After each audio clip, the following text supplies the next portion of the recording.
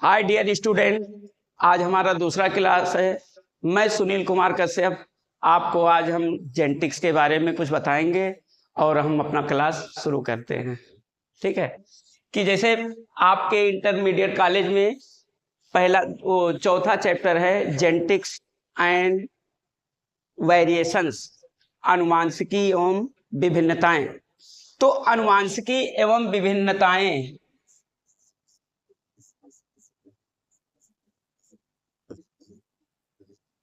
अनुवांशिकी एवं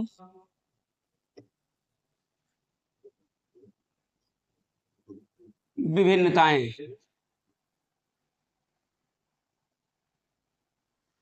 यही घेर दी बस।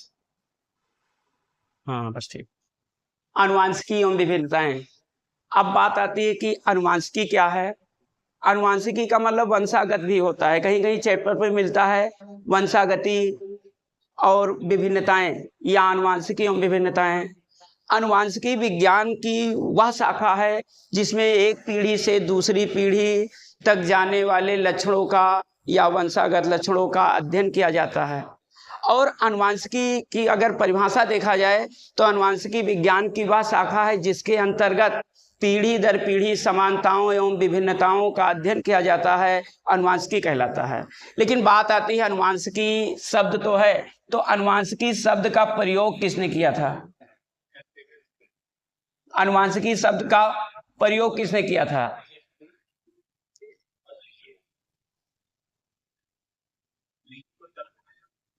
अनुवांशिकी शब्द का तो अनुवांशिकी शब्द का प्रयोग सर्वप्रथम वैज्ञानिक बेटसन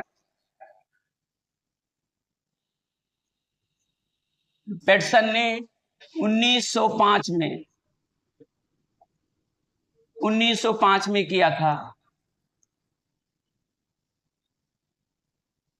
तो अनुवांशिकी शब्द का प्रयोग बेटसन ने 1905 में किया था। लेकिन अनुवांशिकी की नींव सर्वप्रथम वैज्ञानिक ग्रेगर जॉन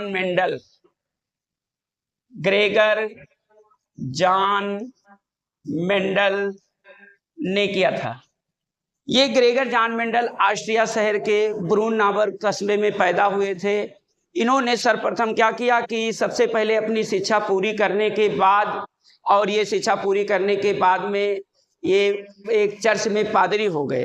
वैसे मानना है लोगों का कि ये एक साधारण माली के परिवार में पैदा हुए थे और बगीचे में ये जब वहां पहुंचे,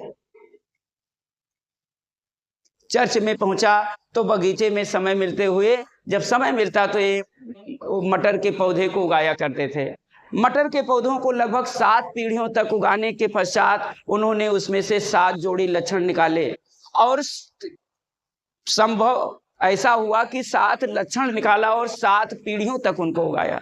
7 पीढ़ियों के बाद में उन्होंने देखा कि पत्ती की बनावट में, बीज की बनावट में, फली की बनावट में बहुत अंतर दिखाई देते हैं। कुछ पौधे लंबे होते हैं, कुछ बौने होते हैं, पुष्प के रंग में परिवर्तन दिखाई देते हैं। इस आधार पर उन्होंने क्या किया कि अनुवांशिकी का सिद्धांत प्रस्तुत किया।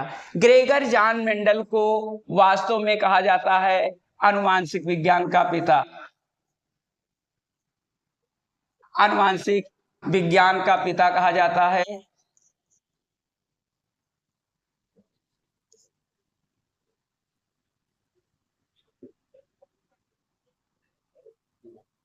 अनुवांशिकी विज्ञान का पिता कहा जाता है।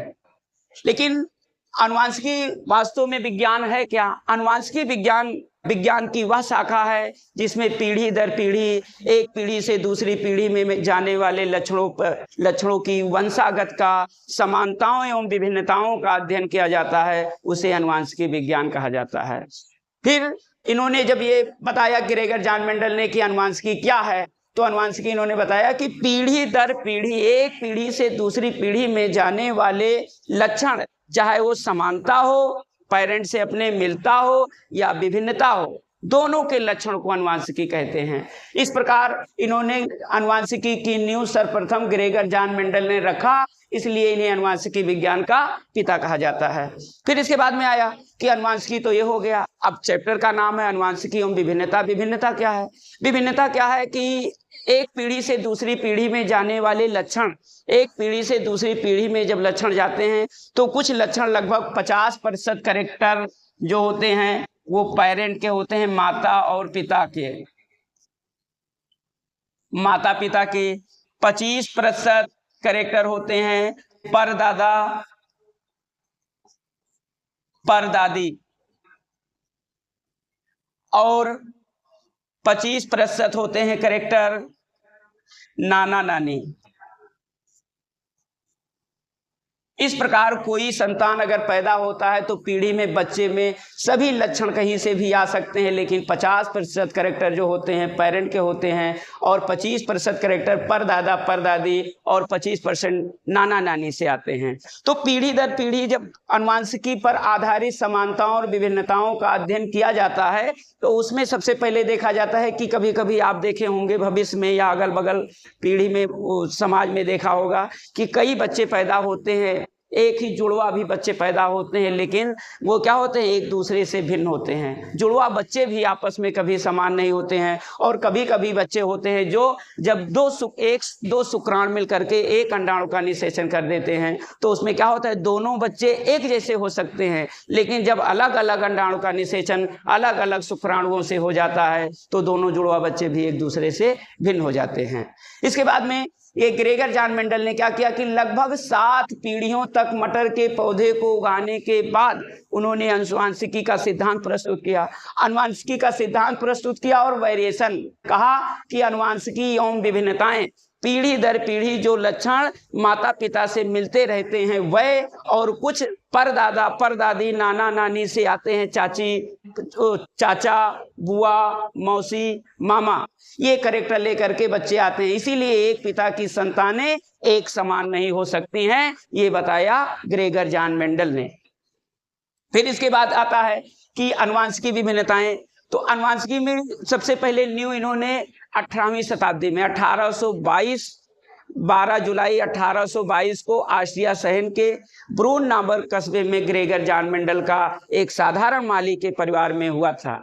इन्होंने प्रारंभ में अपनी शिक्षा पूरी करने के बाद ये ऑस्ट्रिया शहर के ब्रून नामक कस्बे में एक चर्च में पादरी हो गए, और ये पादरी हो गए तो वहां पर ये अपना शादी विवाह या पूजा पाठ करते थे चर्च में। इसके बाद इनको जब समय मिलता था तो ये क्या करते थे, मटर के पौधों को उगाया करते थे। इन्होंने मटर के पौधों को उगाया तो एक बार इनके समझ में आया कि कुछ इसमें पत्ती की बनावट में, फूल की बनावट में, फली की बनावट में भिन्नता क्यों है। इसको जानने के लिए उन्होंने मटर के पौधे को लगभग 7 पीढ़ियों तक उगाया, और इन्होंने 7 पीढ़ियों तक उगाया।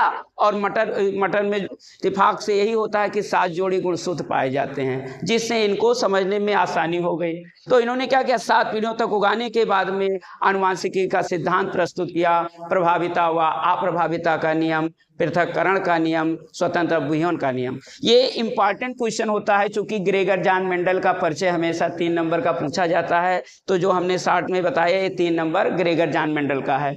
फिर इसके बाद में आता है कि ग्रेगर जॉन मेंडल 3 सिद्धांत जो प्रस्तुत किए, प्रभाविता अप्रभाविता का नियम, पृथक्करण का नियम, स्वतंत्र विहरण का नियम। इस नियम को उन्होंने आनुवंशिकी के जब कई पीढ़ियों तक अध्ययन किया तो उसके बाद निष्कर्ष निकाला, तो उन्होंने बताया कि प्रभाविता का नियम, अप्रभाविता का नियम और स्वतंत्र विहरण का नियम, 3 नियम प्रतिपादित किया। इसके बाद ये लगभग अपने सिद्धांत को प्रस्तुत करने के बाद ये एक्सपायर हो गए, और मर जाने के बाद में इनको जब इनके नियमों की खोज होने लगी, वैज्ञानिक लोग बैठे और आनुवंशिकी का सिद्धांत इन्होंने सबसे पहले दे दिया था, तो उस समय इनको ये पता चला कि आनुवंशिकी का सिद्धांत कोई और पहले हमसे दे गया है।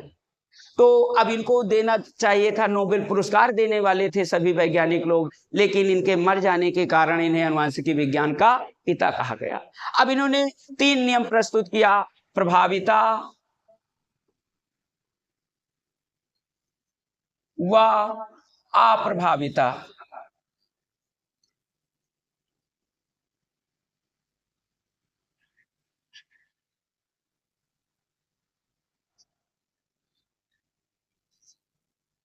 प्रभाविता व अप्रभाविता। दूसरा इन्होंने कहा पृथक्करण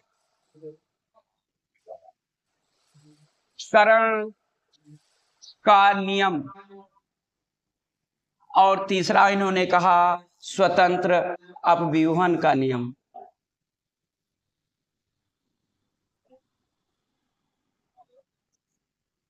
स्वतंत्र अपव्यूहन का नियम।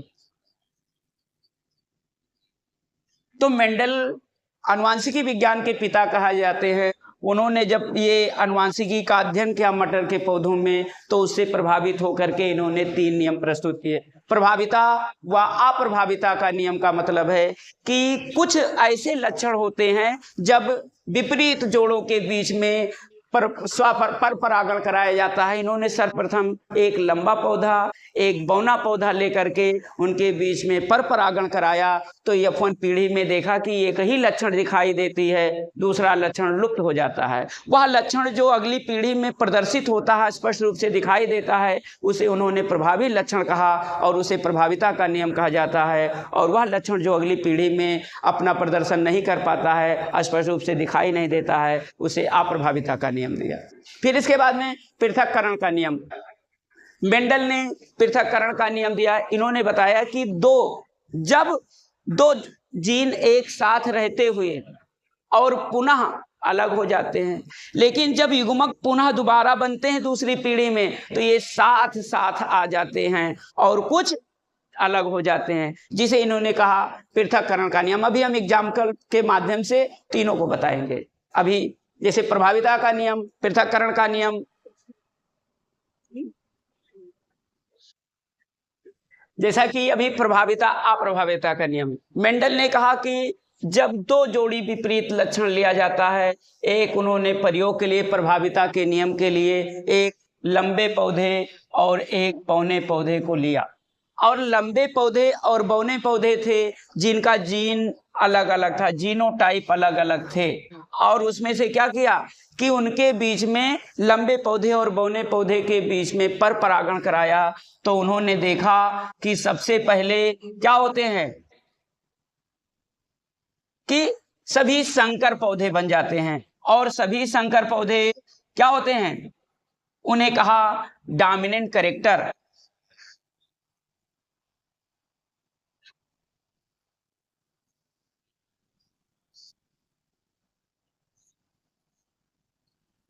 ये तो इस माध्यम से उन्होंने एक लंबा पौधा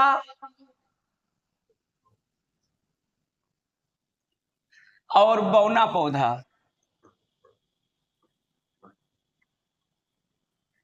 दो अलग अलग जात पौधे थे जिसमें एक लंबा पौधा था एक बौना पौधा था।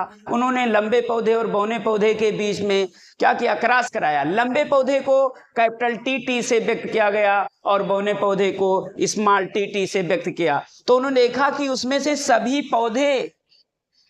पौधे क्या हो जाते हैं,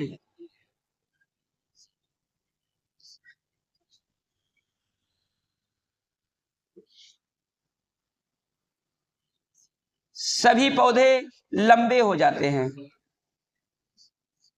सभी पौधे लंबे हो जाते हैं।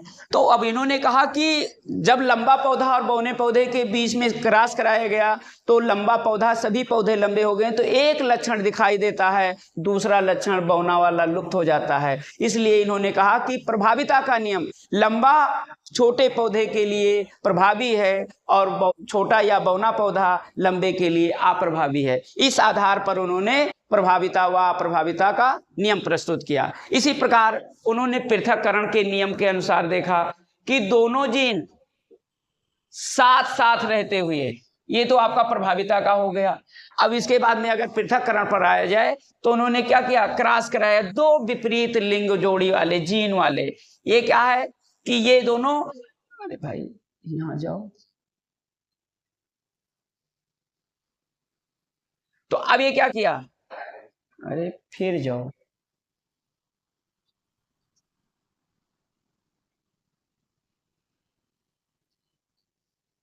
तो इन्होंने पुनः क्या किया, पृथक्करण के लिए कैपिटल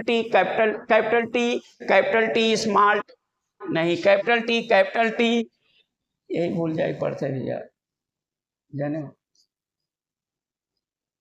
देखा मैं सिखाओ पहले बाजी,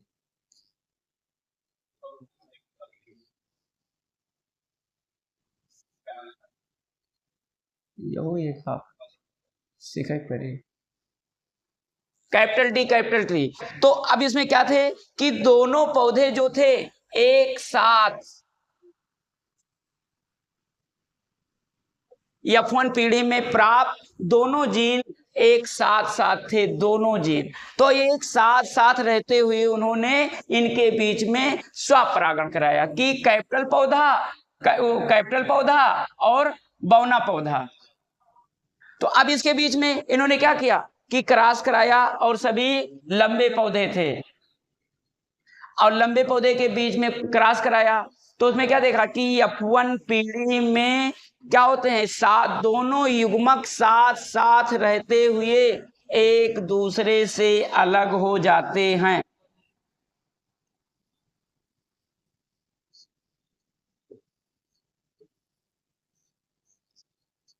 अलग हो जाते हैं।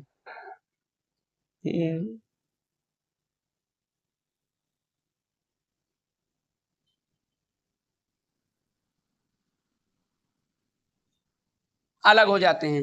तो इसमें से एक ये अलग हो गया और दूसरा ये अलग हो गया और 50% जो थे वो साथ में आ गए। तो अब ये पृथक्करण नियम, दोनों युग्मक एक साथ रहते हुए एक दूसरे से अलग हो जाते हैं और 50% क्या होते हैं, अपने पेरेंट के समान होते हैं। इस प्रकार इन्होंने प्रभाविता का नियम और पृथक्करण का नियम प्रस्तुत किया। इसके बाद में इनका तीसरा नियम आता है, वो स्वतंत्र विहरण का नियम। स्वतंत्र विहरण नियम को द्विसंकर क्रॉस के नाम से भी जाना जाता है। स्वतंत्र विहरण को तो उसको उन्होंने चकर बोर्ड के माध्यम से, मेंडल क्या किए कि प्रभाविता का नियम, अप्रभाविता का नियम तथा इन दोनों की अपार सफलता के पश्चात इन्होंने क्या किया, अपना ध्यान दो लक्षणों पर केंद्रित किया और वो बीजों की बनावट के आधार पर किया कि मटर के पौधे को जो 7 वर्षों तक उगाते रहे तो उसमें देखा कि बीज की बनावट में अंतर होता है। कुछ पौधे के बीज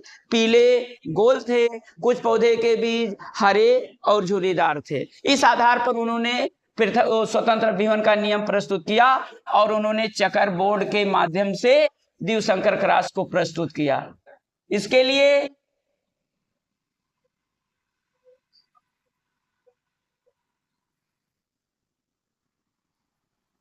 ये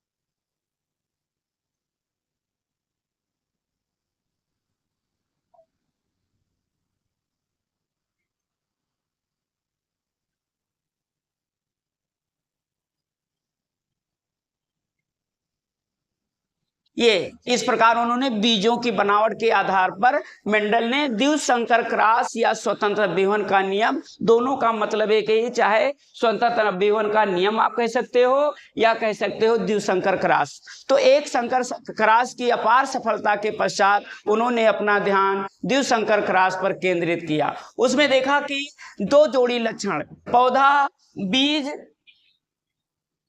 क्या थे, पीले गोल, कुछ बीज थे क्या, हरे झुर्रीदार, माने सिकुड़े हुए दाने थे।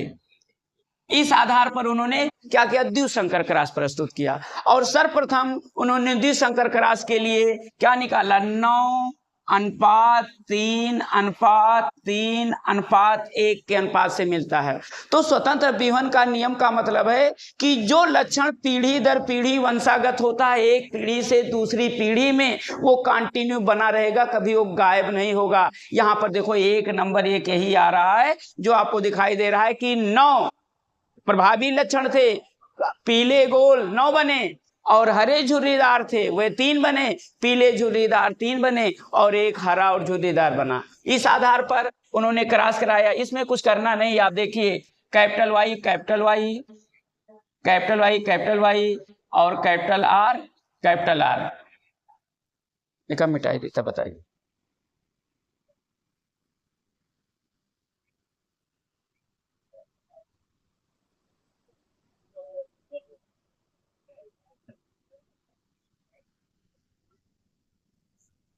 ये पहले वाई को वाई से मिलाएंगे तो कैपिटल वाई और इस कैपिटल आर पहले को हम दूसरे से मिला रहे हैं तो capital Y capital R small R.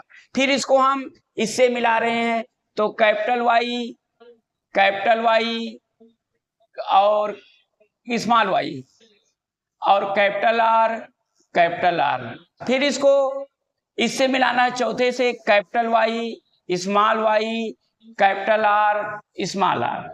फिर पहले को कुछ करना नहीं, इसमें आपको पहले से चारों को मिला देना है और चारों मिलने पर जो अक्षर आ रहे हैं वही शब्द आपको लिखना है। इसके बाद में दूसरे में आइए, capital Y capital R small R. फिर इसको दूसरे से मिलाइए, कैपिटल वाई स्मॉल आर। फिर इसके बाद में तीसरे से मिलाइए, capital Y capital R small R. तीसरे से मिलाना स्मॉल वाई रहेगा, सारी है स्मॉल वाई। और फिर कैपिटल वाई स्मॉल वाई और स्मॉल आर। अब क्या करना है, तीसरी लाइन में पहले से मिलाना है, capital Y small Y capital R. फिर इसके बाद में दूसरे से मिलाइए, capital Y small Y capital R small R. फिर इसको तीसरे से मिलाइए, capital Y small Y capital R. फिर इसको चौथे से मिलाइए, दोनों small Y capital R small R. अब इसको इससे मिलाइए, पहले को चौथे से, capital Y small Y capital R small R. अब इसको चौथे वाले को दूसरे से मिलाइए, कैपिटल वाई स्मॉल आर। फिर इसको तीसरे से मिलाइए, small Y capital R small R. और ये स्मॉल वाई स्मॉल आर। अब इसमें शर्त है कि 9:3:3:1 के अनुपात में आपको आंसर मिलना चाहिए। तो अब ये शर्त एक आप ध्यान रखेंगे कि जब कैपिटल अक्षर 2 बार कहीं भी आए तो उसको पढ़ना ही पढ़ना है, लेकिन कैपिटल स्मॉल अक्षर स्मॉल वाई स्मॉल आर अगर 2 बार आएगा तो पढ़ा जाएगा, 1 बार आएगा तो नहीं पढ़ा जाएगा। और अनुपात आपका बराबर होना चाहिए। देखो कैपिटल वाई माने, ये देख लीजिए, कैपिटल वाई माने पीला, और फिर स्मॉल आर माने गोल, और फिर स्मॉल वाई माने हरा, और फिर स्मॉल आर माने सुखड़े हुए दाने या झुर्रीदार।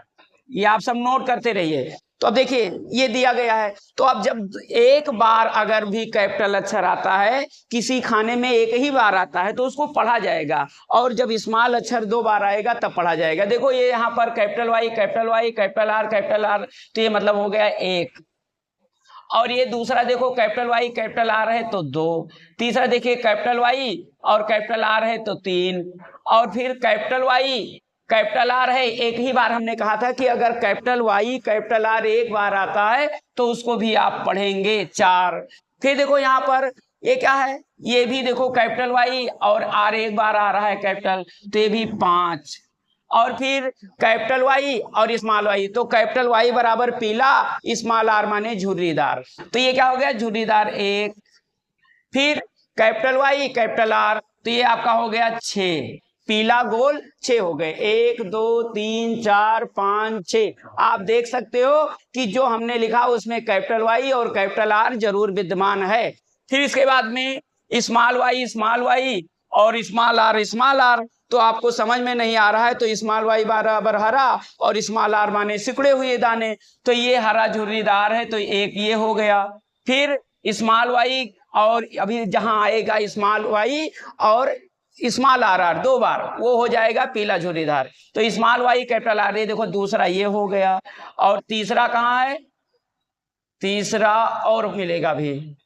तो अब देखिए 1 2 3 4 5 6 और फिर 1 या 7, फिर इसके बाद में 8 और इसके बाद में 9, पीला बराबर पीला गोल बराबर 9, और फिर इसके बाद में पीला झुर्रीदार 1, और फिर पीला झुर्रीदार 2, और पीला झुर्रीदार आएगा भी कहीं है YYR, पीला झुर्रीदार ये 2, पीला झुर्रीदार, कहीं गड़बड़ तो नहीं हो रहा है, रोको तो नहीं, रोको बताइए। चलिए, जैसे पहले में मिलाया गया, हम पहले को पहले से मिलाए, फिर इसके बाद में तो यहां पर जब capital Y capital R R साथ में आ रहा है, अगर ये एक बार भी आता है तो इसे हम कैपिटल अक्षर अगर एक बार वाई आर आता है तो उस भी पढ़ेंगे, लेकिन स्मॉल अक्षर जब 2 बार आएगा तब उसको पढ़ेंगे। तो अब इसमें से अब जब क्रॉस कराया गया, इसमें पीढ़ी दर पीढ़ी पहले से पहले को आया जो लिख दिया, पहले से दूसरे को जो आया लिख दिया, पहले से तीसरे को आया तीसरे खाने में, पहले से चौथे को आया चौथे खाने में, दूसरे को पहले से मिलाया गया तो पहले खाने में, दूसरे को दूसरे से मिलाया गया दूसरे खाने में, दूसरे को तीसरे, इस प्रकार मिलाते हैं। अब जब इसमें निकालते हैं तो 9:3:3:1 आना चाहिए। तो 1 2 तो ये क्या हो गया, पीला गोल, 2 पीला गोल। देखो इसमें कैपिटल वाई कैपिटल आ रहा है, इसमें कैपिटल वाई कैपिटल आ रहा है, इसमें कैपिटल वाई कैपिटल आ रहा है, तो इसलिए 1 2 3 और 4 जहां जहां पर आएंगे वहां पर जोड़ा जाएगा, और ये 5, फिर इसके बाद में 1 6, और इसके बाद में 7, और इसके बाद में 8, और इसके बाद में 9। तो 9 क्या हो गए, पीला गोल, पीला गोल हमें मिल गया 9। फिर आ गया पीला झुर्रीदार ले लिया जाए, तो पीला झुर्रीदार बराबर 1, और पीला झुर्रीदार बराबर 2, पीला झुर्रीदार बराबर, स्मॉल आर आर का मतलब है सिकुड़े हुए दाने, और कैपिटल का मतलब है कि पीले दाने। तो ये देखो 3 हो रहे हैं, तो एक हमारा ये भी मिल गया। और फिर पीला, अब देखना है हरा गोल कितना है, तो हरा देखो स्मॉल वाई माने हरा और कैपिटल आर माने गोल, तो 1, और इसके बाद में 2, इसके बाद में 3, तो हमारे हो गए हरा गोल, और एक बचा जो हरा झुर्रीदार। इस प्रकार मेंडल ने प्रभाविता अप्रभाविता का नियम, पृथक्करण का नियम, स्वतंत्र विहन का नियम प्रस्तुत किया, और इसमें यह बताया स्वतंत्र विहन के नियम में कि कोई लक्षण ऐसे होते हैं पीढ़ी दर पीढ़ी, 1 पीढ़ी 2 पीढ़ी 4 6 पीढ़ियों के बाद भी आते रहते हैं। जैसे कि आपको एक लक्षण मिला हरा झुर्रीदार 9:3:3:1, इसी अनुपात से आपको यह है। तो अभी मेंडल के तीनों नियम की व्याख्या हमने कर दिया कि इस प्रकार प्रभाविता का नियम, पृथक्करण का नियम, और स्वतंत्र विहन का नियम या द्विसंकर क्रॉस कह दीजिए। अगर देखा जाए तो मेंडल की सफलता के कारण क्या है, मेंडल ने प्रभाविता का नियम, अप्रभाविता का नियम, पृथक्करण का नियम, स्वतंत्र विहन का नियम प्रस्तुत किया। इसके बाद उन्होंने कहा कि एक संकर क्रॉस, अब एक संकर क्रॉस में उन्होंने कहा एक संकर संकरण, एक संकर संकरण। अब एक संकर संकरण का मतलब है कि एक संकर संकरण का मतलब है कि एक जोड़ी लक्षण को लेकर के उसके बीच में क्रॉस कराया गया। तो आप इसमें बहुत घबराने की बात नहीं है, क्योंकि जो आपने अभी प्रभाविता के नियम में पढ़ा है वही आपको एक संकर एक क्रॉस में भी दिखाना है। तो इसके लिए उन्होंने कहा क्या किया कि एक लंबा पौधा और एक बौना पौधा, बौना माने छोटा पौधा,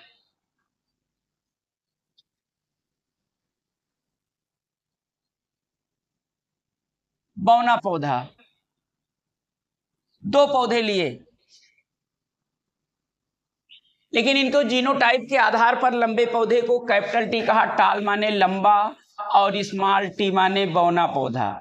इस प्रकार इन्होंने क्या किया, लंबे पौधे और बौने पौधे के बीच में एक जोड़ी लक्षण को लिया, इसलिए एक संकर क्रॉस कहा गया, क्योंकि एक लंबा था एक बौना था और दूसरा कुछ नहीं लिया। इसके बाद भी इन्होंने जब फिर पुनः क्रॉस कराया, ये ध्यान रखना है आपको कि पहले को पहले से मिलाना है, और जो शब्द उसमें दिखाई दे उसी को लिख देना है।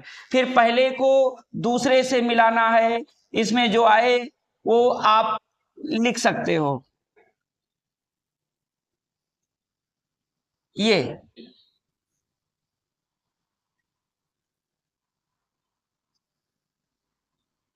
फिर पहले को दूसरे से मिलाना है, पहले को दूसरे से, फिर कैपिटल टी स्मॉल टी, और दूसरे को दूसरे से मिलाना है। तो इस प्रकार मेंडल ने जब एक जोड़ी लक्षण क्रॉस लिया कि लंबा पौधा और बौना पौधा दोनों एक साथ में मिलाया, तो उनमें देखा कि क्या है, दोनों लक्षण क्या होते हैं, मिश्रित हो जाते हैं, और उसे उन्होंने कहा एक संकर क्रॉस। क्योंकि एक संकर इसलिए कहा क्योंकि एक ही लक्षण दिखाई देता है, दूसरा लक्षण गायब हो जाता है। तो इसको हम प्रभाविता के नियम से भी समझ सकते हैं, ये आप जान लीजिए। तो एक संकर क्रॉस में बहुत कुछ नहीं है। अब क्या है, मेंडल की सफलता के कारण, तो अभी हमने बताया प्रभाविता का नियम, अप्रभाविता का नियम, पृथक्करण का नियम या स्वतंत्र विवहन का नियम। तो मेंडल की सफलता के कारण बार बार पूछा जाता है, इंपॉर्टेंट है।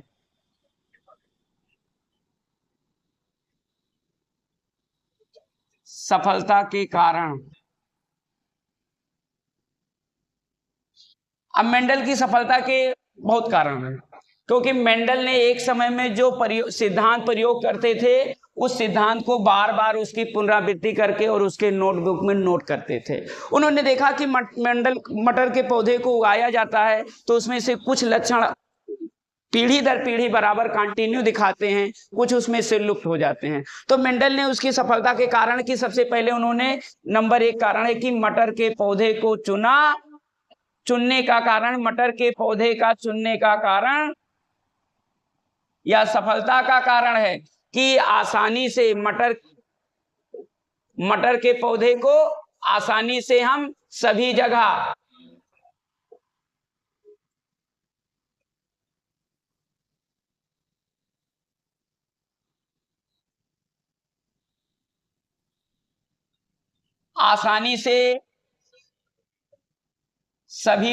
उगा सकते हैं।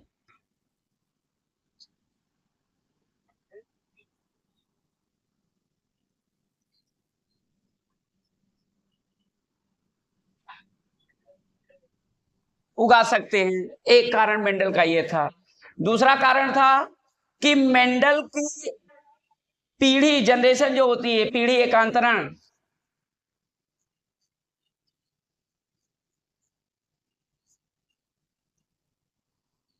बहुत छोटी होती है।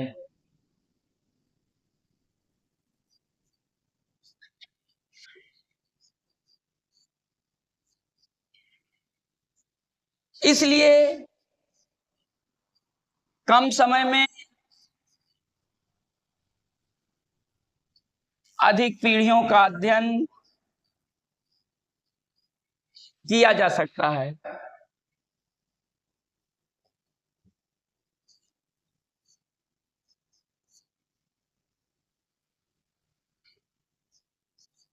अध्ययन किया जा सकता है।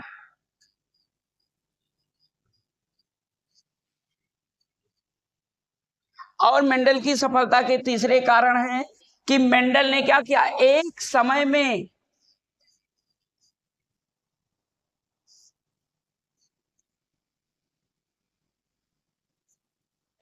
में केवल एक ही लक्षण का अध्ययन करते थे।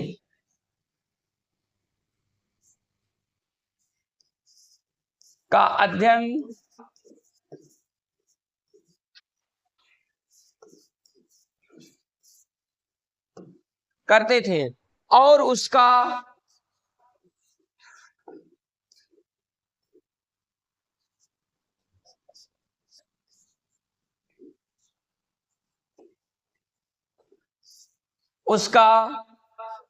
निवारण करते थे।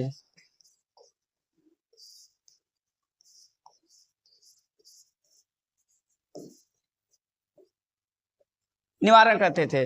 तो मेंडल की सफलता के कारण अगर देखा जाए तो मटर के पौधे को आसानी से सभी जगह उगाया जा सकता है। एक और पीढ़ी एकांतरण बहुत छोटी होती है, अर्थात वे बहुत कम समय में मटर के बीज तैयार हो जाते हैं, इसलिए एक समय में केवल एक प्रयोग करते थे और आसानी से उसके रिजल्ट तक पहुंच जाते थे। जैसे एक समय में केवल एक ही लक्षण का अध्ययन करके और उसके निष्कर्ष तक पहुंचते थे, इसलिए उनकी सफलता के कारण है। कुछ और कारण है कि वो क्या करते थे, इनकी शुद्धता बनाए रखने के लिए लंबे पौधे को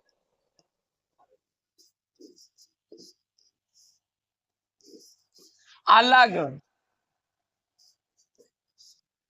तथा बौने पौधे को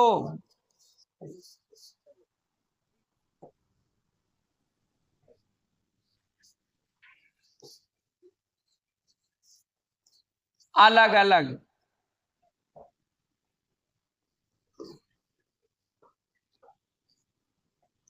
क्यारियों में उगाते थे।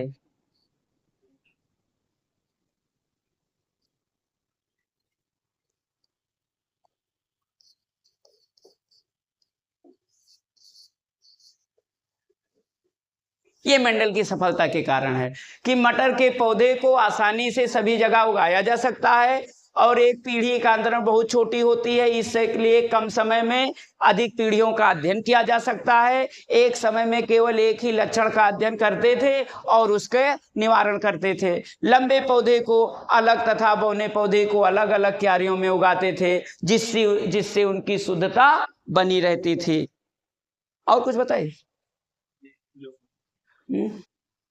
तो अब इसको हटावा जाए। अच्छा, इसी से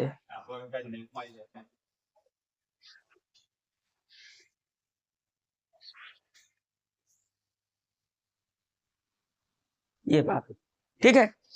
तो इसके बाद में अगर देखा जाए तो अब आता है कि एक संकर क्रॉस, द्विसंकर क्रॉस हमने आपको समझा दिया, प्रभाविता का नियम, अप्रभाविता का नियम, पृथक्करण का नियम समझाया। इसके बाद में आता है जैसे कि लिंग, थोड़ा सा बता देंगे, एक टॉपिक है लिंग सहलग्न या लिंग संलग्नता। तो अब इसी से संबंधित रिलेटेड है जो हम आपको बता रहे हैं, लिंग संलग्नता क्या है या लिंग संलग्न रोग क्या है। तो कुछ ऐसे लक्षण पाए जाते हैं मनुष्य में जो उनके गुणसूत्रों से संबंधित होते हैं और एक पीढ़ी से दूसरी पीढ़ी में वंशागत होते रहते हैं, इसे ही लिंग संलग्नता कहते हैं। लेकिन ये संलग्नता कभी कभी क्या होते हैं कि जैसे आपने सुना होगा कभी इधर उधर हीमोफीलिया, किसी को चोट लग जाती है तो खून बहुत ज्यादा शरीर से निकल जाता है, उसकी मृत्यु हो जाती है, या कोई व्यक्ति ऐसा होता है, हमारे यहाँ तो कम पाए जाते हैं लेकिन वह लाल हरे रंग में भेद नहीं कर पाते हैं। तो इस आधार पर उसको प्रस्तुत किया गया कि लिंग संलग्न रोग या लिंग संलग्नता। तो लिंग संलग्नता तो टी.एस. मार्गन ने 1905 में प्रस्तुत किया था और उन्होंने पूर्ण संलग्नता के आधार पर, पूर्ण संलग्नता तो कहीं पाई ही नहीं जाती है लेकिन अपूर्ण संलग्नता का उदाहरण उन्होंने दिया है। तो लिंग संलग्न रोग वेरी वेरी इंपॉर्टेंट है, वर्णांधता और हीमोफीलिया। तो इसके लिए उन्होंने क्या किया कि लिंग संलग्न रोगों का वर्णन किया और बताया कि कुछ पुरुष व्यक्तियों में ऐसे भी लक्षण पाए जाते हैं, जीन पाए जाते हैं जो उनके लिंग गुणसूत्रों पर स्थित होते हैं और एक पीढ़ी से दूसरी पीढ़ी में वंशागत होते हैं, उन्हें लिंग संलग्न कहा और लिंग संलग्न का रोग कहा। इसका अध्ययन हम हीमोफीलिया,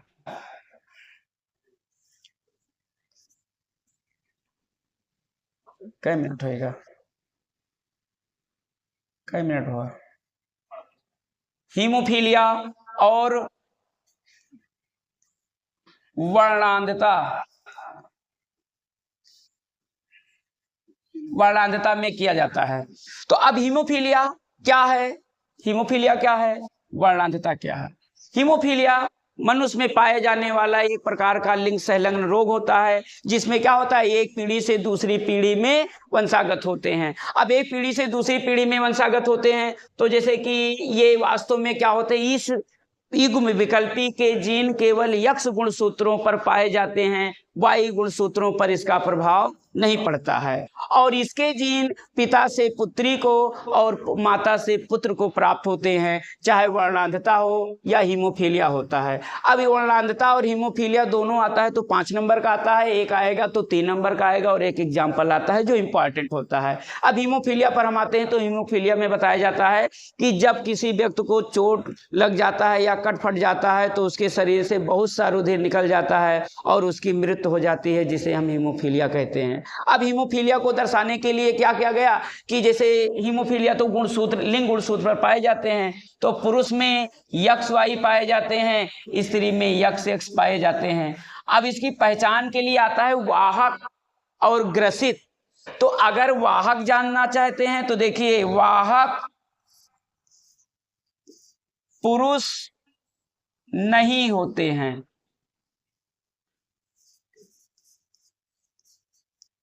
नहीं होते हैं, और वाहक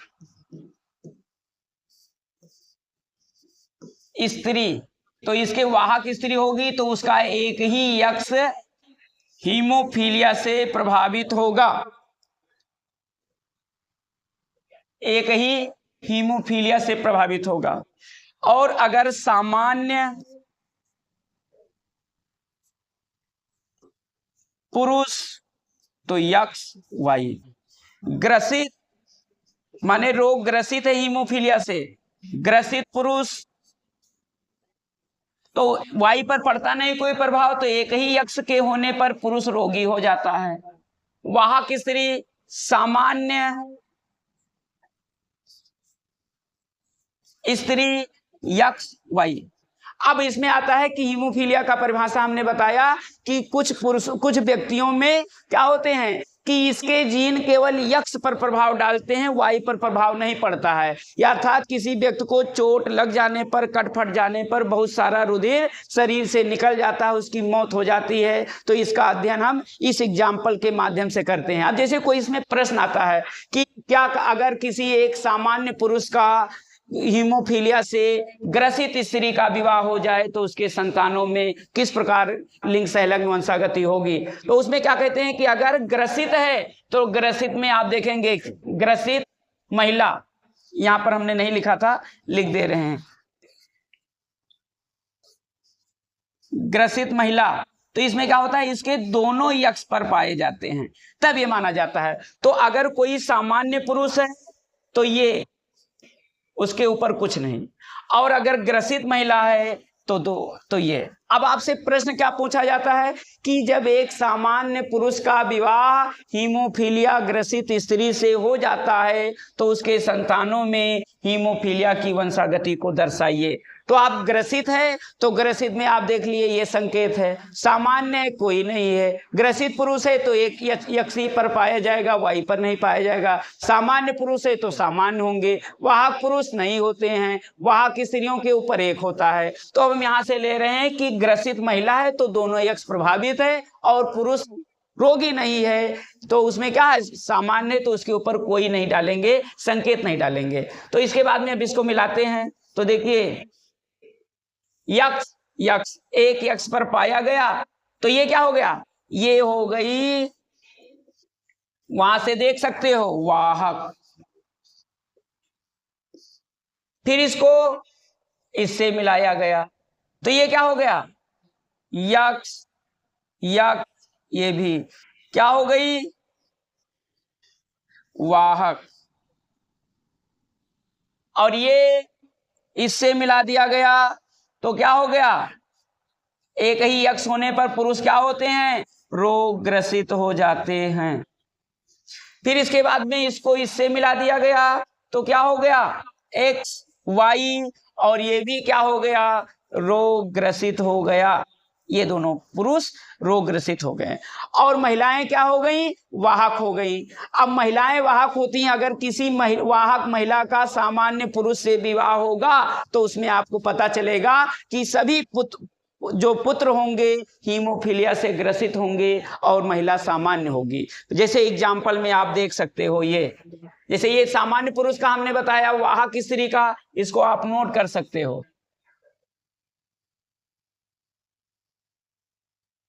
इसी प्रकार अगर कहा जाता है कि कोई सामान्य पुरुष, प्रश्न यही पूछा जाएगा, सामान्य पुरुष तथा वाहक स्त्री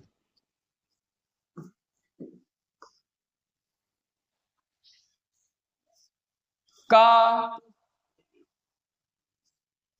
विवाह होने पर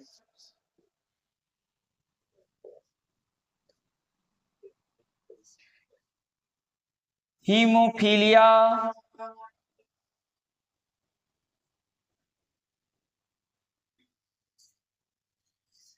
की वंशागति को समझाइए।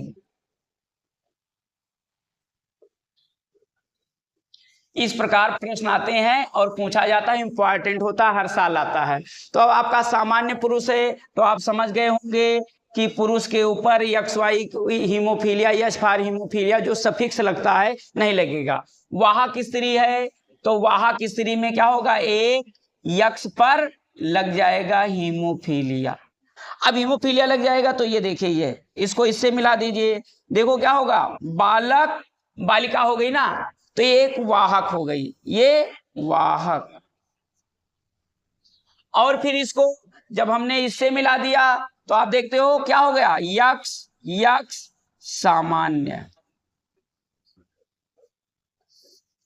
फिर इसको इससे मिला दीजिए, ये क्या होगा, ये हो गया यक्ष वाई, तो ये क्या होगा, इसके ऊपर यक्ष पर लगा है यक्ष, ये तो ये क्या हो गया, ग्रसित। और इसके बाद में इसको इससे मिला देंगे तो एक क्या होगा, सामान्य बालक।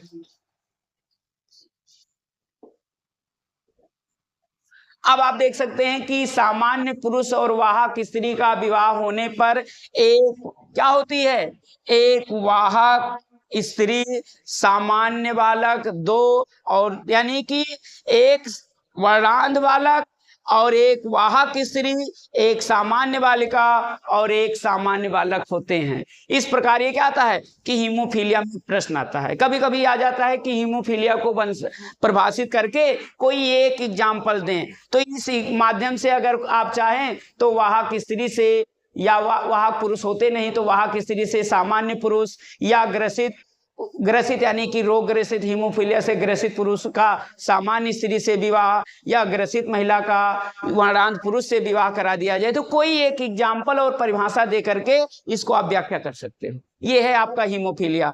ठीक इसी प्रकार यहाँ पर जो होता है, ये जैसे हमने यहाँ पर अभी यच लगा दिया था और यहाँ पर देखिए सब पर यच लगा दिए थे, है, तो यहां पर आप तुरंत उसका सूत्र आप बदल सकते हो। अब ये क्या है, वर्णांध नहीं, यहां वर्णांध लिखा जाएगा, वर्णांध का फार्मूला है, सूत्र है जैसे उसका था। तो जब वर्णांध आएगा तो वाहक स्त्री पर CV, कलर ब्लाइंडनेस, वाहक स्त्री पुरुष नहीं होते हैं, सामान्य पुरुष हैं, ग्रसित पुरुष, तो इसके ऊपर CV, C for colour, B for blindness. ऐसे पुरुष जो लाल हरे रंग के व्यक्त होते हैं, वह लाल हरे रंग में भेद नहीं कर पाते हैं, अंधे होते हैं, इसलिए इनमें क्या किया जाता है, वहां पर यच लगता था, यहाँ पर CV लगता है। और यहाँ पर ग्रसित महिला है तो एक पर CV ये भी लग जाएगा। अब इसमें वर्णांधता में दिखाएंगे कि कभी कभी किसी व्यक्ति को, ऐसे व्यक्ति होते हैं जिनके लिंग गुणसूत्र पर ये भी विकल्पी के जीन पाए जाते हैं और वह एक पीढ़ी से दूसरी पीढ़ी में वंशागत होते हैं, लेकिन ऐसे पुरुष जो होते हैं लाल हरे रंग में भेद नहीं कर पाते हैं, अंतर नहीं कर पाते हैं, इसलिए उनको लाल हरे रंग का अंधा व्यक्ति कहा जाता है। अब जैसे हीमोफीलिया को आपने किया, ऐसे आएगा तो आप लिखेंगे कि किसी व्यक्ति, वह ऐसे व्यक्ति होते हैं जो लाल हरे रंग में भेद नहीं कर पाते हैं और उनमें अंतर नहीं कर पाते हैं, ऐसे पुरुष लाल हरे रंग के अंधे व्यक्ति कहलाते हैं और उनको रेलवे ड्राइवर, डिजाइनर, पेंटिंग नहीं दिया जा सकता है क्योंकि वो लाल और हरा रंग में भेद नहीं कर पाते हैं। तो अब उसमें ये लिख करके आपको यही दिखाना है, जैसे आपने हीमोफीलिया में देखा कि वाहक स्त्री, वाहक पुरुष, सामान्य पुरुष, ग्रसित पुरुष, सामान्य स्त्री और ग्रसित महिला। अब अगर इसमें आप देखा चाहें तो ये एक एग्जाम्पल इसका भी हम दे रहे हैं कि एक ही चीज है, दोनों में कोई बहुत ज्यादा अंतर नहीं है। जैसे कि वर्णांध,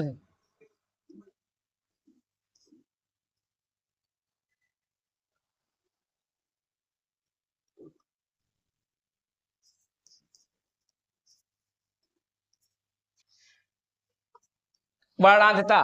अब वर्णांधता में आएंगे तो वही चीज लागू है कि सामान्य, एग्जाम्पल वही है जेस्ट, जैसे आपने उसको हल किया, सामान्य पुरुष, इसको हटा दो आप समझने के लिए, दूसरा नोट कर लो, सामान्य स्त्री, अरे भाई बगल हो,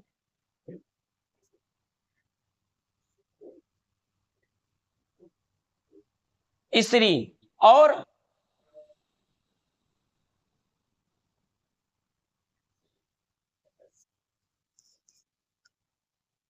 वर्णांध पुरुष। अगर कोई सामान्य स्त्री है और वर्णांध पुरुष है, उसका विवाह हो जाता है, तो इसमें भी वही प्रश्न लागू होता है कि स्त्री सामान्य है यक्ष यक्ष और पुरुष वर्णांध है, ये वर्णांध पुरुष, समझ लो। तो यहाँ पर एक्स वाई, तो इसके ऊपर एक ही लागू होने पर व्यक्ति क्या होता है कि अंधा हो जाता है। तो ये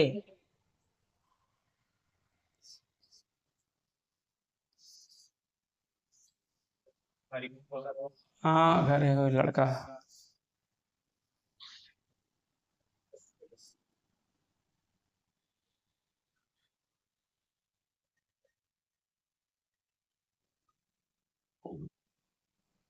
x X, X Y, X X और यक्स,